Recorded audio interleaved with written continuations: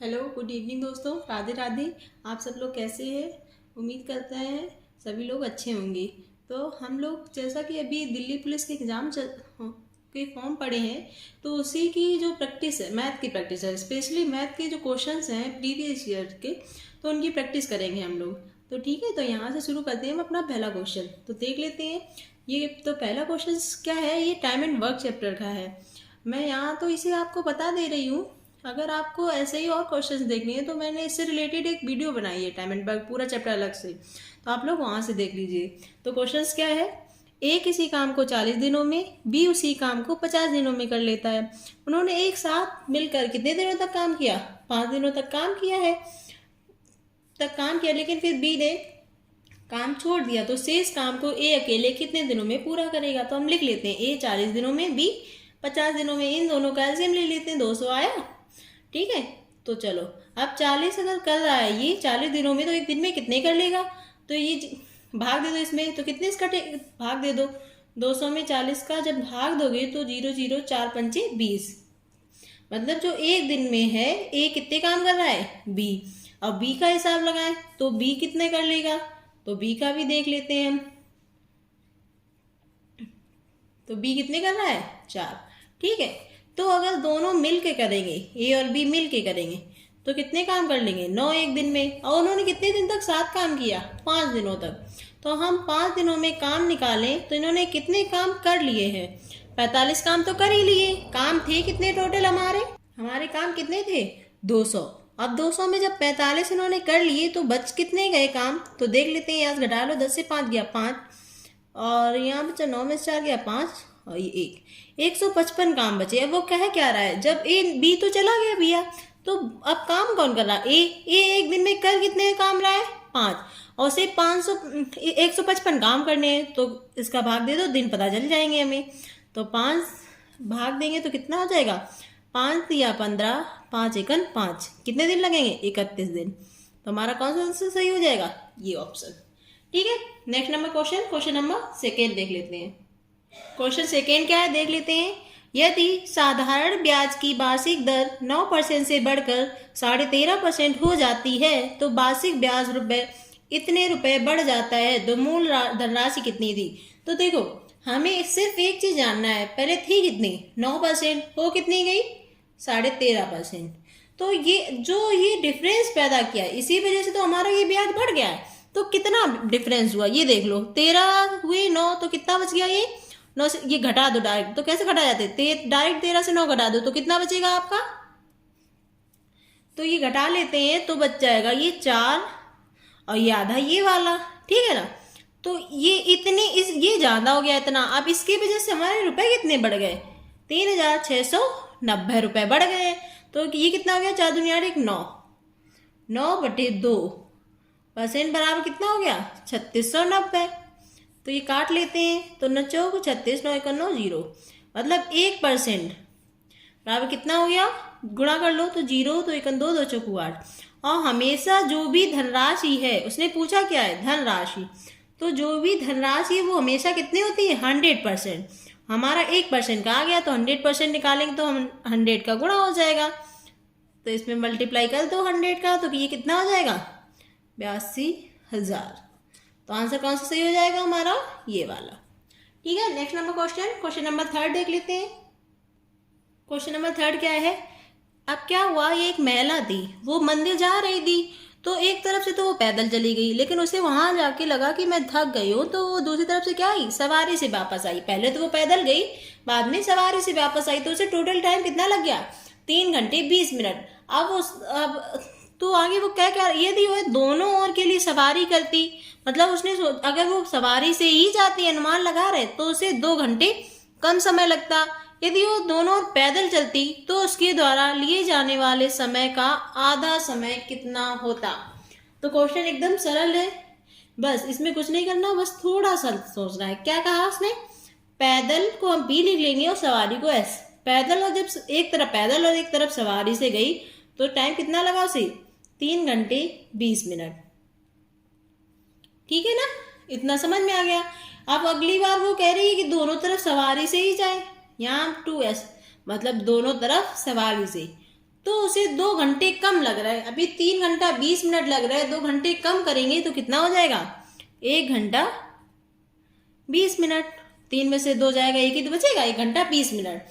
तो उसने पूछा कि सवारी से नहीं, उन्होंने पैदल पूछा है। तो ये देखो 2 इक्वेशन हो गई हमारे पास, एक तो ये हो गई और एक ये हो गई। तो इन इक्वेशन को सॉल्व कैसे करेंगे? यहाँ देखो 2s है, यहाँ एक ही s है, तो क्या करें हम? पूरी इस इक्वेशन में 2 का गुणा कर देते हैं, तो कर दो। तो ये 2p 2s और इसमें करेंगे तो 2 दूनी 40, ये 40 मिनट हो गए, 2 तियां 6 घंटे। अब घटा दो, जब घटाएंगे तो होगा क्या? ये 2s तो चले ही जाएंगे ना, ये तो कट गए, बचा क्या?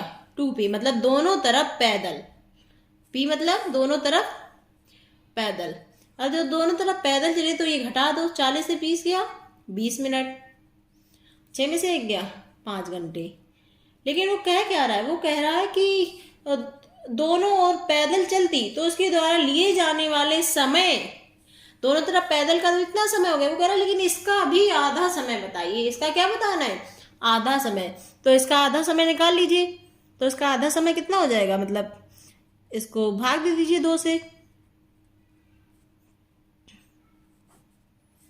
तो 2 दूनी 4, 2 घंटे 2 गए। अब यहाँ बचा कितना? 1 घंटा मतलब 60 मिनट, 60 मिनट वो 20 मिनट ये, तो कितने हो गए? 80 मिनट। 80 को जब 2 से भाग देंगे तो ये कितना आ जाएगा? 40 मिनट। तो 2 घंटा 40 मिनट कितना लगेगा टाइम? 2 घंटे 40 मिनट। तो हमारा ये वाला ऑप्शन सही हो गया। नेक्स्ट नंबर क्वेश्चन नंबर 4 देख लेते हैं। क्वेश्चन नंबर 4 क्या है? देखें, पढ़ते हैं।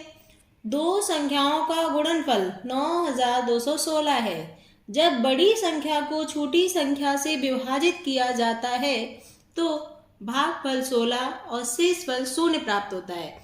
मतलब छोटी वाली संख्या बड़ी वाली को पूरा पूरा काट देती है। तो उन संख्याओं के बीच अंतर ज्ञात कीजिए। उन्हें क्या चाहिए? अंतर चाहिए इस बार। तो पहले कह क्या रहा है? मतलब 2 संख्याएं हैं हमारी, a और b कोई होगी, इनका गुणा दे दिया गया 9216। और कह रहा बड़ी हमने अगर ये मान ली तो इसमें छोटी का भाग दिया तो वो क्या कह रहा है? भागफल 16 आ रहा है। भागफल 16 आ रहा है तो यहाँ से अगर हम निकालें तो a बराबर इसका इधर गुणा कर दे तो 16b भी तो हो सकता है ना। ये समझ में आ गया?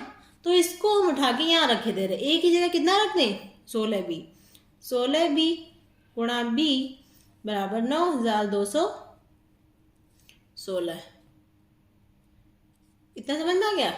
तो ये 16 से काट देते हैं तो 16 का भाग दे देंगे तो कितना आ जाएगा? ये 576। बी और बी कितना हो गया? B square 576। अब ये 576 किसी का वर्ग है, किसका है? तो ये वर्ग है 24 का। हमें बी का मान पता चल गया ना, यहाँ से बी का मान पता चल गया। अब हमें किसका मान चाहिए? बी का मान पता चल गया हमें 24। तो अगर हम यहाँ रख दें तो ए का मान पता चल जाएगा हमें।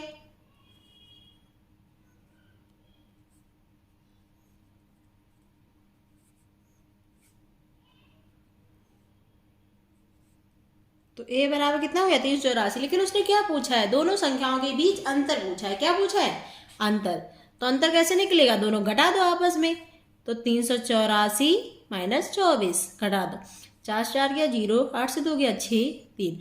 हम लोग क्या करेंगे? जल्दबाजी में ये नहीं पढ़ेंगे कि अंतर पूछा उन्होंने। हम लोग सोचेंगे कि बस उन्होंने, हम लोग यहाँ तक लगाएंगे, सोचेंगे ऑप्शन मिलेगा बस टिक लगा देंगे। लेकिन ये नहीं करना है, हमें क्वेश्चन सही से पढ़ना है। उन्होंने क्या पूछा है? अंतर। तो अंतर कितना आ जाएगा? 360। हमारा ऑप्शन ये वाला सही हो जाएगा। ठीक है। नेक्स्ट नंबर क्वेश्चन नंबर 5 देख लेते हैं। 5th नंबर क्वेश्चन क्या है? x plus Y minus Z ratio y minus Z plus 2w ratio 2x plus Z minus w is equal to 2:3:1 ये दिया गया हमें। तो हमें इसका मान पूछा गया है। तो एक बात समझ लो, जब भी रेशियो दिया जाए उसका मतलब क्या होता है कि जो ये है आगे वाला, इसका मान कितना है? 2, और ये जो बीच वाला है इसका मान 1, और ये वाला है इसका मान कितना हो गया? 3। तो हमें यहाँ से एक बात समझ में आ रही है कि फर्स्ट और लास्ट, इन दो, ये 2 है ये 1 है, तो फर्स्ट और लास्ट को अगर हम जोड़ दें तो कितना बन जाएगा? देखो 2 और 1 3, बीच वाले के बराबर बन जाएगा। तो हम यही कर रहे हैं, हम यहाँ से लिख ही ले रहे हैं, यहाँ फर्स्ट यहाँ सेकेंड यहाँ थर्ड। तो देखो सेकेंड यहाँ कितना है 3, चाहो तो ऐसे ऊपर लिख लेते हैं 2 3 1।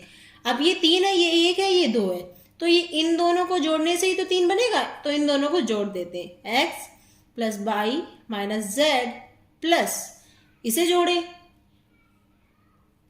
जोड़ दिया, तो मतलब ये 2 और ये 1 3 बन गया, और ये 3 है, तो ये दोनों आपस में कैसे होने चाहिए, बराबर। तो सॉल्व कर लेंगे हम यहाँ से। तो सॉल्व करेंगे तो क्या हो जाएगा देख लेते हैं। तो ये जेड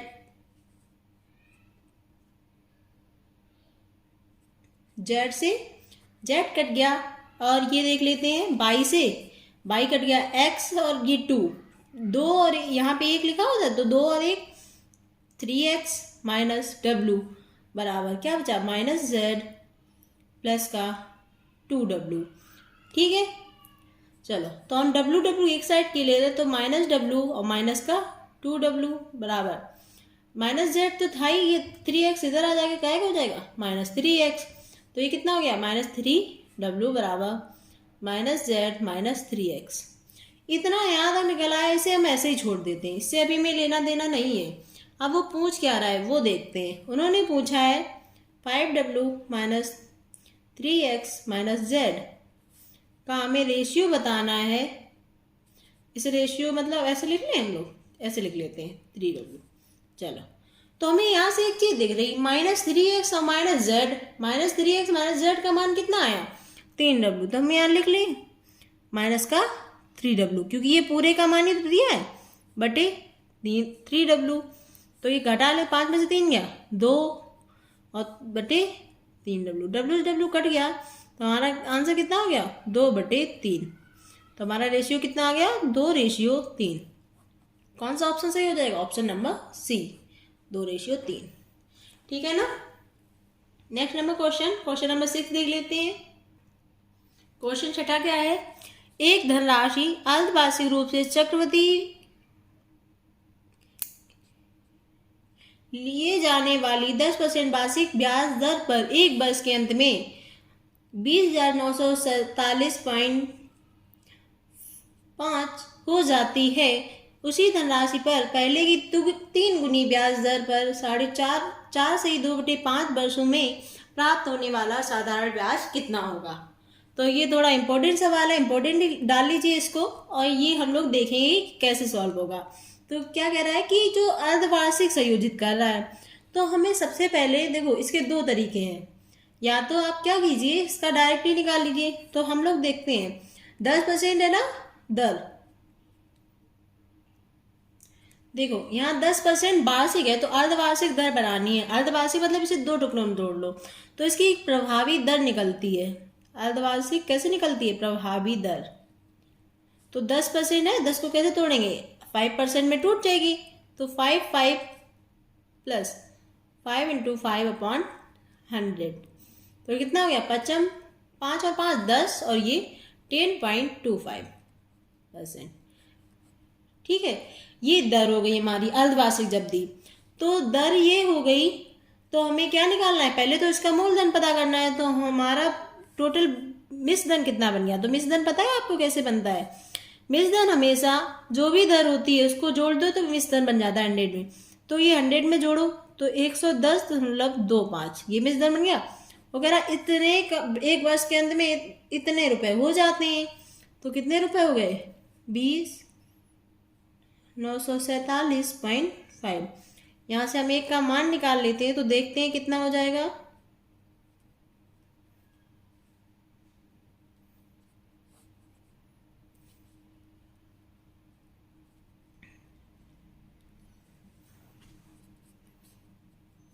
तो ये दशमलव हटा के ये हटा के 0। ठीक है, जब इसको इससे काटेंगे तो ये आ जाएगा 190 बार कट जाएगा। कितने बार कट जाएगा 190 बार। तो यहाँ से हमारा क्या निकल के आ गया 1 बराबर 190। हमेशा हमने आपको कल भी बताया, अभी पहले भी बता चुके कि 1 नहीं, हमेशा परसेंटेज कितने का निकलता है 100%। तो 100% निकालेंगे तो कितने रुपए हो गए 19,000। अब वो कह रहा है कि रुपए यही हो उसी धनराशि पर। हमारे रुपए कितने हैं 19,000। ठीक है, और पहले की तिगुनी ब्याज दर दर की आप पहले 10% दी, अब की बार 3 गुनी करेंगे तो कितनी हो जाएगी 30%।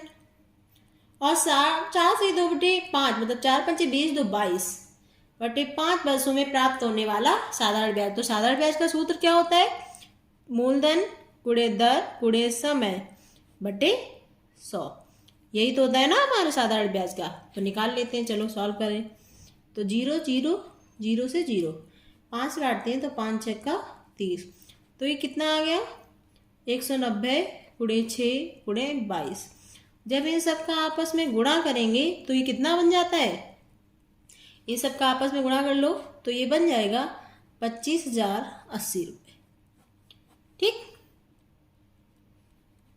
यहां तक समझ में आ गया। नेक्स्ट क्वेश्चन देख लेते हैं हम लोग। 7 नंबर क्वेश्चन देख लेते हैं, क्या कह रहा है। दो छात्र ए और बी को पुरस्कार राशि के रूप में कुल 4400 रुपये मिले। दो लोग थे ए और बी, इन दोनों को मिलकर कितने रुपए दिए गए, 4400 रुपये दे दिए गए।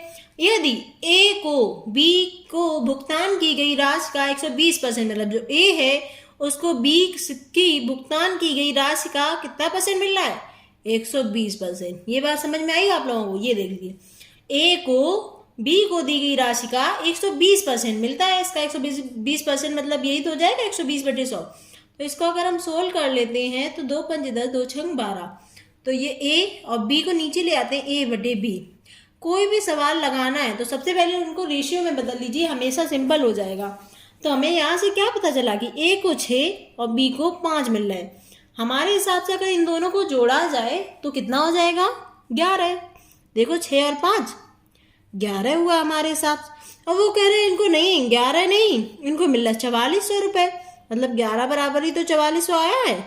तो 1 बराबर 11 चौक 4400। अब जिसमें हम गुणा करेंगे उसका मान इसको उठा के इसमें गुणा करेंगे तो ए मिल जाएगा। तो ए कितना हो जाएगा 6 × 400 मतलब 2400। अब बी निकालना है तो 5 × 400 2000। उसने पूछा क्या, बी को कितनी राशि मिली, बी को कितने रुपए मिले 2000। तो हमारा आंसर क्या हो गया 2000 रुपये। ठीक है, नेक्स्ट नंबर क्वेश्चन नंबर 8 देख लेते हैं। ये आप लोग देख लीजिए।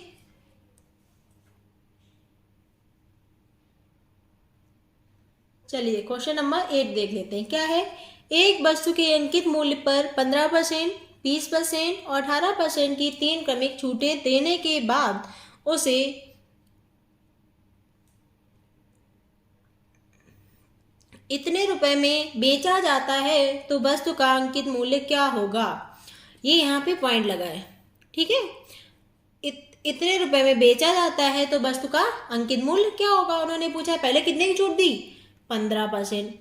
तो 15% कितना होता है 15/100। ऐसे काट लीजिए अगर आपको नहीं पता है। अगर आप अभी ये छूट हमेशा ऐसे एरो लगाइए। तो 20 की चीज थी और 3 जब छूट दे दी, 20 रुपए की कोई चीज थी, 3 रुपए दुकान वाले ने कहा हम आपको छूट दे रहे हैं, तो आपको वो कितने का देगा 17 का। आपके पास 20% की एक और छूट है तो 20/100। तो ये भी छूट है तो 20 × 20 = 100। 5 की चीज थी, 1 रुपये उसने कम लिया तो 4 की मिल गई। आपकी बार 18% की छूट दी उसने,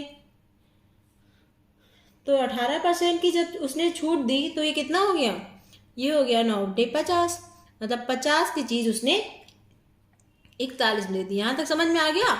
ये आपस में क्रॉस में कट भी जाते हैं। तो 4 × 4 4 × 5 20। तो ये आपस ये कितना हो गया 5 × 5 × 50 और इधर वाला इन सब का गुणा कर लीजिए 17 × 41। तो ये जो होता है ये हमारा छूट के बाद की कीमत हुई। ये कौन सी है, छूट के बाद। और ये अंकित मूल्य जिसका MRP है। ठीक है, तो इसका मान दिया उन्होंने, यहां लिख लेते हैं ऊपर 17 × 41 मतलब जो छूट के बाद कितने कीमत मिल गई उसको 2230.4। जीरो का तो कोई मतलब ही नहीं होता है। इतनी बात समझ में आ गई ना आप लोगों को। चलो तो अब देख लेते हैं। तो ये काट लेते हैं इसको। तो पहले 17 का भाग देंगे, ये पॉइंट हटा लेते हैं तो पॉइंट नीचे 10 हो जाएगा। आप ऊपर वाली काट लेते हैं तो कितने बार कट जाएगा 17 × 17 17 × 51 फिर 17 एक 17, 17 दूनी 34, 41 से काटेंगे तो ये कितने बार कट जाएगा, 41 का भाग दे देना तो 32। तो यहाँ से हमारा क्या आ गया, 1 बराबर 32/10। ठीक है, अब उसने पूछा क्या, अंकित मूल पूछा है, तो अंकित मूल था कितना, ये रहा, तो इसका जाके इसमें गुणा कर दो, 32/10 × 5 × 5 × 50। तो 0 से 0 कट गया, इन सबका गुणा कर लो, तो इन सबका गुणा जब करेंगे तो ये कितना आ जाएगा, ये आ जाएगा आपका 4000। ठीक है, तो उसका अंकित मूल्य कितना था, 4000 रुपये। यहाँ तक समझ में आ गया। Next number question number 9। चलिए 9वां क्वेश्चन क्या है, किसी वस्तु पर प्राप्त लाभ उसकी लागत का 120% है। जो लाभ है उसकी लागत का कितना परसेंट है, तो ऐसे लिख लेते हैं, लाभ लागत का कितना परसेंट है, 120%। परसेंटेज का मतलब 100। तो इसे अगर काट लेते हैं तो 2 छंग 12, 2 पंचे 10। तो यहाँ से हमें एक चीज पता चल गई, लाभ और लागत। तो लाभ कितना हो गया, जो ऊपर वाला होता है वो लाभ हो गया, और लागत कितनी हो गई, 5। ठीक, आगे देखो क्या कह रहा, यदि उसकी लागत 25% बढ़ा दे। तो पहले ये देख, लाभ लागत मतलब उसका सी कोई चीज 5 रुपए की थी, आप बेचने गए, आपको 6 रुपए फायदा मिल गया, तो आपने उसको कितने में बेचा होगा बताइए। ये सब तो आप लोग बता सकते हैं मुझे। कोई चीज कितने की थी, 6 रुपए की, 5 रुपए की, और बेचने गए तो 6 रुपए का फायदा मिल गया, तो आपने वो चीज कितने की बेची होगी, 11 रुपए की। तो इस सवाल को हम ऐसे ना लगा के इसमें 0 बढ़ा लेंगे तो ये थोड़ा आसान हो जाएगा। ठीक, अब देखते हैं क्या कह रहा, और क्या किया गया, उसकी लागत को 25% बढ़ा दे। लागत है हमारी कितनी, 500 रुपये। 500 को 25% बढ़ाएंगे, 25% मतलब 500 का 25% बढ़ा दो तो कितना हो गया, 125 रुपये इस पर बढ़ा दो। तो अभी 500 थी और 125 रुपये बढ़ जाएंगे तो ये कितना हो जाएगा, 625 रुपये। अब वो क्या कह रहा, और विक्रय मूल्य को नियत रखो। विक्रय मूल्य जितना था उतना ही रखो। तो प्राप्त, आप बताओ, 625 की कोई चीज थी, 1100 में आप बेच आए, तो आपको कितना लाभ हो गया। तो अब आपको लाभ कितने का होने लगा, तो ये इसमें से घटा दो ये, तो ये कितने का लाभ हो गया, 475। वो क्या कह रहा, होने वाला लाभ विक्रय मूल्य का कितने परसेंट है। तो विक्रय मूल्य कितना है, 1100 का कितने परसेंट है, ये निकालना है तो निकाल लो। तो ये परसेंटेज निकलना है, तो ये 11 से काट दो, 4 चौक 44, और कितना बचा 3, तो 11 3 33 % लगभग। उसने कहा निकटतम पूर्णांक में बताइए, तो इसके पॉइंट में आ रहा, तो पॉइंट का हम लोग छोड़ देंगे, तो हमारा आंसर कितना हो जाएगा, 43%। ठीक है ना, यहाँ तक समझ में आ गया सबको। नेक्स्ट नंबर क्वेश्चन देख लेते हैं, क्वेश्चन नंबर 10। 10वां क्वेश्चन क्या है, 0.529 मल्टीप्लाई 2.01 का गुणनफल 1 से कितना अधिक है। तो आप लोग ये मत करना कि पेपर में गुणा कर रहे हैं बैठे, इसका ना गुणा करेंगे तो बहुत, इसको एक सिंपल तरीके से हम लोग सॉल्व करेंगे। तो इसको तो ऐसे ही लिखा रहने दीजिए, इसको क्या हम ऐसे नहीं लिख सकते, 2.001 लिख सकते ना, तो ये डायरेक्ट गुणा कर दो, 2 ने 18, 1 2 4 और 1 5, 2 पंचे 10, 3 अंक बाद मतलब यहाँ। ठीक है, और जब इसका इसमें 1 में गुणा करेंगे तो 1 में गुणा करने से तो वही आता है, लेकिन पॉइंट देख लेना, 1 2 3 4 5, 1 2 3 4 5, मतलब 5 अंक बाद दशमलव लगेगा। अब इसमें ये जोड़ दो तो कितना हो जाएगा, 1.06329 जोड़ दिए। अगर आपको जोड़ने ना आ रहे हैं तो देखो हम बता दे रहे हैं आपको, यहाँ पे ऐसे लिख के पॉइंट के नीचे पॉइंट रख के ही जोड़ते हैं हमेशा, 00529, तो कितना हो गया 9 2 8 और 5 13 8 5 13 कैरी 1 601। ठीक है, अब वो कह रहा है 1 से कितना अधिक है, आप बताओ 1 से कितना अधिक, इधर वाला ही तो ज्यादा लग रहा, तो कितना अधिक निकल आया 0.06329, ये हमारा आंसर हो गया। नेक्स्ट नंबर क्वेश्चन नंबर 12 देख लेते हैं हम लोग, 11 देख लेते हैं हम लोग। क्या है 11? एक गाय 25 मीटर लंबी भुजा वाले वर्गाकार घास के मैदान के एक कोने में खूंटे से बंधी है। मतलब क्या हुआ, एक गाय, एक वर्गाकार मैदान है जिसकी भुजा कितनी है 25 सेंटीमीटर, ठीक है, और यहाँ एक कोने पे गाय बांध दी गई। अब इस गाय की रस्सी कितनी है? रस्सी है भाई 14 सेंटीमीटर। कितनी है रस्सी? है वो 14 सेंटीमीटर। अब भाई जब ये गाय चरेगी तो यहीं बंधी है मान लो, तो गाय किधर घूमेगी? इधर घूमेगी, ऐसे ऐसे ऐसे, इधर ही चरेगी, इधर घूम तो जाएगी लेकिन इधर तो खेत ही नहीं है, तो उसने इतना खेत चर लिया, ये वाला उसने खा लिया है। वो क्या रहा है, तो मैदान के उस भाग का क्षेत्रफल बताइए जिसमें घास चर सकती है गाय। तो यही वाले हिस्से में तो चर सकती है। तो ये आपको दिख रहा होगा, ये क्या लग रहा है आपको? पिज्जा का एक हिस्सा लग रहा है ना? वही लग रहा होगा आप सबको, लेकिन ये पिज्जा का हिस्सा नहीं है। ये एक जो सर्कल बनेगा उसका चौथा ही भाग है। तो हमें क्या पूछा उसने? गाय द्वारा चरे गए मैदान का क्षेत्रफल।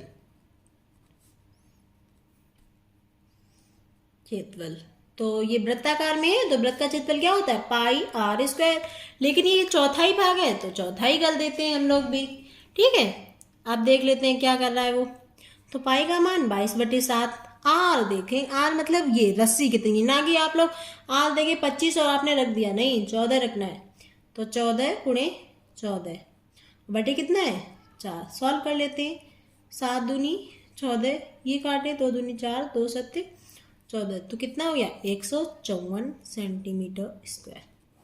तो आंसर हमारा क्या हो गया 154 मीटर स्क्वायर। ये मीटर में हर चीज, ये किस में है? मीटर में, ठीक है। यहां तक समझ में आ गया?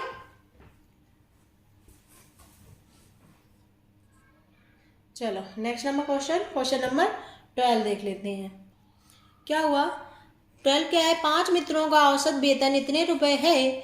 5 मित्रों में से एक सुरेंद्र की पदोन्नति हो गई, मतलब उसकी पोस्ट बढ़ गई और उसके वेतन में वृद्धि हो गई, उसका वेतन भी बढ़ गया। यदि उनके वेतनों का नया औसत 64,250 रुपये है तो सुरेंद्र के मासिक वेतन में कितनी वृद्धि हुई? अब वो क्या पूछ रहा है? उसके मासिक वेतन में वृद्धि पूछ रहा है। तो एक चीज तो हमें साफ साफ दिख रही, 5 लोगों को पहले हर एक को इतने इतने रुपए मिल रहे थे, अब हर एक को इतने इतने रुपए मिलने लगे। तो आप ये बताओ तो कि कितने बढ़े? यहाँ से सीधे सीधे आपको नजर आ रहा होगा, तो ये कितने बढ़ गए 2,250 रुपए, इतना बड़ा। अब ये 5 लोग हैं तो 5 लोगों के पास तो इतने इतने रुपए बढ़ गए, तब तो ये इतना औसत हो गया। तो कितने लोग थे? तो 5, तो डायरेक्ट 5 का गुणा कर दीजिए, तो कितना हो गया 0 5 25 2 5 10 2 12 1 5 10 और 1 11, इतने रुपए, ठीक है। तो उसने पूछा है कि सुरेंद्र के मासिक वेतन में कितनी वृद्धि हो गई, तो उसके मासिक वेतन में कितनी वृद्धि हो गई 11,250। नेक्स्ट नंबर क्वेश्चन नंबर 13 देख लेते हैं। क्वेश्चन नंबर 13 क्या है? एक व्यक्ति अपने मासिक आय का 22% घर के किराए में, 44% घरेलू खर्चों और राशन पर और शेष आय का 50% बच्चों की शिक्षा और अन्य मदों पर खर्च करता है। यदि उसकी मासिक बचत 3800 रुपये है तो शिक्षा और अन्य मदों पर किया जाने वाला खर्च कितना है? तो हम क्या करेंगे, इसमें 100 रुपये मान ले रहे कि उसकी मासिक आय थी कितनी 100 रुपये। क्या किया उसने, इसमें से जो 22% है वो उसने किस पे खर्च कर दिया? घर के किराए में, घर के किराया, ठीक। इसी में उसने 44% जो हुआ वो राशन कर लिया और जो खर्चे थे वो कर लिया। उसने कहा शेष, अब ये बताओ 44 ये 22 ये, तो कितना आप खर्च कर चुके हैं? ये दोनों मिला के आप 66 तो पहले ही खर्च कर चुके हैं, तो बचा कितना 34% ही तो बचा है। अब वो कह रहा है इस 34% में 50% मतलब आधा ही तो होता है, मतलब इसका आधा उसने किस पे कर लिया? शिक्षा और अन्य मदों पर एवं अन्य मदों पर, ठीक। और अब 17 ये कर लिए तो 17 ही तो बचे हैं, तो जो 17 हैं ये इसका 50% जो 17 बचे वो कह रहा अब ये जब बच गए, ये खर्च कर लिया, ये खर्च कर लिया, ये खर्च कर लिया, यही तो बचे। तो ये जो बचे तो अब बचे कितने पास उसके पास रुपए? 3800 रुपए। ठीक, अब वो कह क्या रहा, तो शिक्षा और अन्य मदों पर किया जाने वाला खर्च। तो हम ये देख लेते हैं शिक्षा और मदों पर कर कितना रहा, 17%। और 17% का तो हमें मान पहले ही पता है, तो यही मान नहीं हो जाएगा, यही हो जाएगा। तो क्या पूछा उसने, इससे तो हमें सवाल लगाने की जरूरत ही नहीं पड़ी। तो हमारा आंसर क्या हो जाएगा, 3800 रुपये। ठीक है, यहां तक समझ में आ गया। Next number question, question number 14। Question number 14 देख लेते हैं। 14 क्या है, 24.5 सेंटीमीटर, 16.5 सेंटीमीटर, 12 सेंटीमीटर की विमाओं वाले लोहे के एक घनाभ को पिघलाकर एक ठोस गोला बनाया जाता है। क्या हुआ, आपकी बार एक घनाभ था, ठीक, उन्होंने इसको पिघलाया और क्या बना दिया, एक गोला बना दिया। अब क्या हुआ, गोले की त्रिज्या पूछी गई। तो एक बात बताओ, जब इसको पिघलाया इसमें जो सामान निकला उसी से तो गोला बना, तो ये जो सामान होता है यही इसका आयतन होता है। तो इसके ठोस गोले का हम आयतन इसके आयतन के बराबर कर देंगे। तो चाहो तो यहाँ लिख लो, घनाभ का आयतन बराबर गोले का आयतन। यहां तक समझ में आ गया ना आप लोगों को कि घनाभ का जो आयतन है वो गोले के आयतन के बराबर है। घनाभ का आयतन कितना है, 24.5 multiply 16.5 multiply 12 is equal to, गोले का आयतन का सूत्र क्या होता है, 4/3 पाई आर क्यूब। ठीक, तो सारे मान रख लेंगे हम यहाँ पे। तो हम पहले मान रख लेते हैं फिर कुछ देखते हैं। ये पॉइंट हटा लेते हैं, पॉइंट हटेगा तो नीचे क्या आ जाएगा, 10 यहाँ पे और 10 यहाँ पे। इतना समझ में आ गया। चलो सॉल्व करते हैं, यहाँ कर लेते हैं हम लोग। तो कितना आ गया, 24.5 into 12 upon 100 is equal to 4/3 pi. Pi का मान कितना है, पाई का मान कितना होता है, दिया भी उन्होंने 22/7 इंटू आर क्यूब। तो हमें क्या चाहिए, आर क्यूब चाहिए।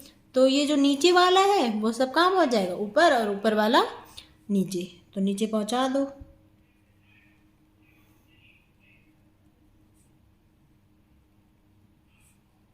और जो ऊपर है वो नीचे पहुँचा लेते हैं सारा। ठीक, काट लेते हैं, 4 से काटो, 4 दिया 12, और कुछ कट रहा है, और भी कुछ कट रहा है, जो जो कटे सब काटते रहना है आपको।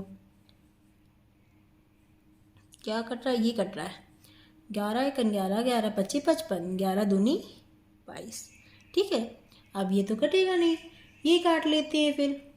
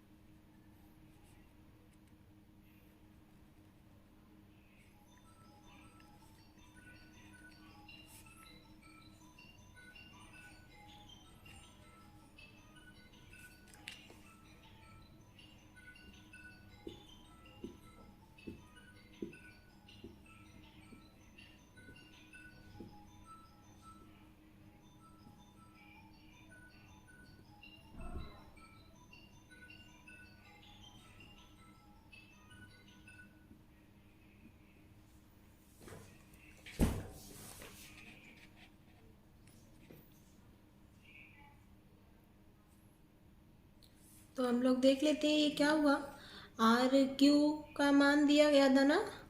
तो ये हम लोग देख लेते हैं यहाँ से, आर क्यूब का मान दिया गया, तो इसे काट लिया तो क्या बचा, r³ बराबर 49 गुणे 3 गुणे 3 गुणे 7/8। तो ये देखो 7 ये और 49 से डबल 7, तो एक 7 इनका मिल गया और 1 2 3 बार है तो 1 3 इसका 2, तो 7 21/2 मतलब 10.5। यहाँ तक समझ में आ गया। नेक्स्ट नंबर क्वेश्चन नंबर 15 देख लेते हैं। 15 क्वेश्चन क्या है, वह छोटी से छोटी कौन सी संख्या है जिसे 3432 में जोड़ने पर प्राप्त योगफल 10, 5, 4 और 12 से पूर्णतः विभाजित हो जाए। तो एक बात आप लोग याद रखिए, जब भी ऐसा क्वेश्चन आए किसी से विभाजित करने वाला तो हमेशा उसका एलसीएम भी उसे काट देता है। तो 10, 5, 4 और 2 इनका एलसीएम कितना हो जाएगा, इनका एलसीएम हो जाएगा 20। 10 से भी 20 कटता है, 5 से भी, 4 से भी, तो इस 20 का इसमें भाग दे दीजिए।